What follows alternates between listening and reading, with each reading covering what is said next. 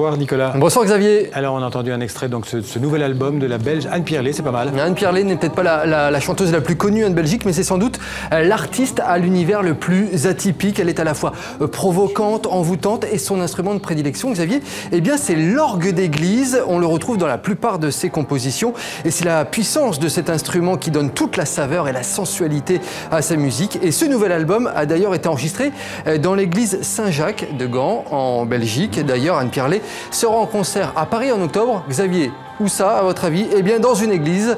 Ce sera à l'église Saint-Eustache pour un spectacle qui s'annonce vraiment immanquable. Alors, on continue à parler de la Belgique puisque la scène culturelle bruxelloise est à l'honneur tout ce week-end au Palais de Tokyo à Paris. Plus de 30 artistes, plasticiens, performeurs, chorégraphes ou encore vidéastes installés à Bruxelles sont donc invités au Palais de Tokyo à Paris. Ils sont issus d'une quinzaine de pays différents. Il faut savoir que Bruxelles, c'est un peu la nouvelle capitale européenne de la culture. Elle a détrôné Berlin depuis quelques mois et c'est là que se passe un petit peu toute l'émergence artistique et l'expérimentation de la scène européenne. Et la scène bruxelloise, on dit souvent, Xavier, qu'elle est indisciplinée. C'est d'ailleurs le nom de cette expo. Cette expo s'appelle Indiscipline.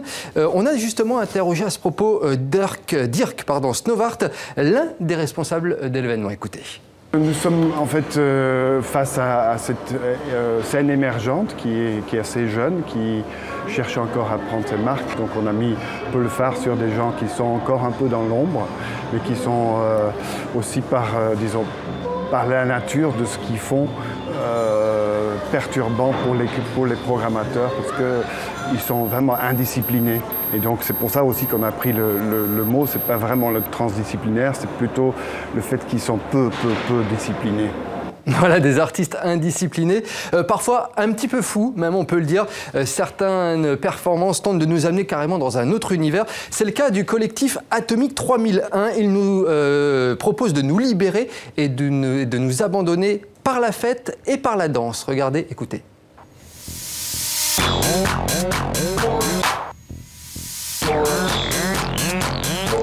Dans Atomique 3001, on a vraiment voulu travailler sur cette notion d'énergie. C'était un point de départ et sur la notion d'empathie, donc de créer une énergie physique, sonore et visuelle qui emmènerait le spectateur par empathie dans une puissance corporelle qui les atteint. Et puis on évolue vers quelque chose de plus vital, un peu plus essentiel, presque chamanique, en provoquant peut-être une transe si ça fonctionne.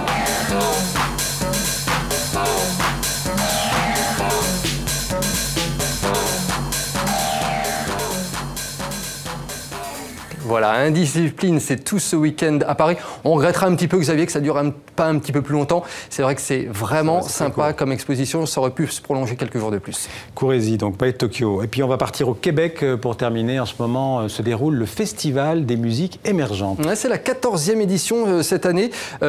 Au programme, 4 jours de pur délire musical. Ça se passe à Rouyn-Noranda, c'est dans l'ouest du Québec, dans plusieurs lieux de la ville. Alors au programme, une soixantaine de formations musicales originaires du Québec, du Canada, des États-Unis ou encore de l'Europe, des artistes de tous les horizons musicaux, rock, metal, hip-hop. Un festival en fait qui sert de vitrine à plusieurs formations et surtout à la relève de la jeune scène musicale mondiale. On est là pour retrouver tout simplement les talents de demain. Dans le passé, on y a vu par exemple Ariane Moffat, Doba Caracol, Pierre Lapointe ou encore Fred Fortin. Et puis Xavier, il y a une petite chose qui m'a intéressé lors de ce festival, c'est que tous les artistes, eh bien, ils sont logés ensemble dans une énorme bâtisse à proximité de la ville. Pourquoi? Eh bien, tout simplement pour faire des rencontres et pour pouvoir nouer des contacts avec les professionnels de la musique. Parfait, merci Nicolas. On se retrouve demain. À demain, Xavier.